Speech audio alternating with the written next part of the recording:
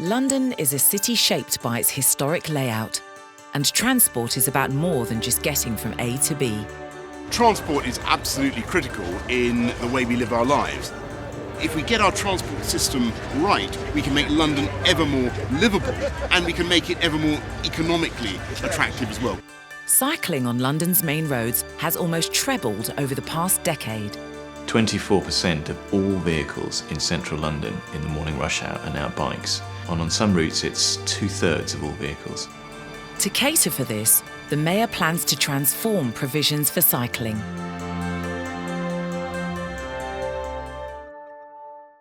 The idea of the Mayor's cycling vision means less crowding on the tube, it means fewer cars on the streets, it means less pollution, it means less congestion, it means less competition for parking spaces, it means fewer cars in front of yours at the lights. Investing in cycling makes life better for everyone.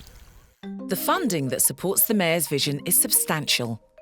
We're spending almost £1 billion, 913 million over a 10-year period on this programme. The vision's success depends on the cooperation of the 32 London boroughs and the City of London, the Canal and River Trust, Network Rail, the Royal Parks, a whole host of other agencies. Their combined efforts could persuade millions of Londoners to try cycling. In both inner and outer London, 4.3 million trips made every day could be made by bike. And 80% of those trips would take most people less than 20 minutes to cycle. I tend to use the bike for short journeys that might be awkward to go someplace by tube, or it's a bit longer than I actually want to walk. It's just a way of getting someplace quicker and fast and efficiently. The streets of central London will be opened up to cyclists as never before. A network of cycle routes will cover central London like a grid, easy to follow as you zip across town. London's outer boroughs also have significant potential for cycling. In outer London, the vast majority of journeys by car are less than a mile and a half. Why not make those journeys by bicycle where that's possible? It would greatly civilise and improve our urban existence. The Mayor has allocated more than £100 million over 10 years to transform cycling in the outer boroughs. Waltham Forest, Enfield and Kingston upon Thames have been awarded funding through the Mini-Hollands programme. The idea is to make those boroughs places as good for cycling as their Dutch equivalents would be. These are going to be fantastic places for cycling, where we help the boroughs to put in interventions that will encourage large-scale cycling. That means redesigns of the town centres, it means good routes from the town centres to the rest of the boroughs, it means cycle hubs at railway stations. In the mornings, I get straight here, leaving my helmet and my jacket and the lights and all the paraphernalia behind. And it just means I jump on the tube as a normal commuter.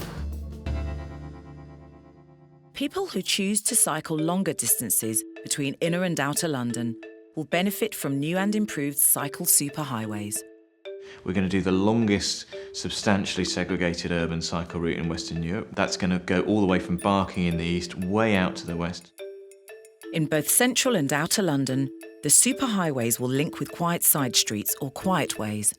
How the quiet ways are going to work is we're largely going to use back roads, side streets, canal towpaths, routes through parks. And we're going to signpost routes which will be beautiful and interesting and quiet and peaceful, and people who are new to cycling and nervous about cycling will enjoy them a lot more than they enjoy pounding along the main road.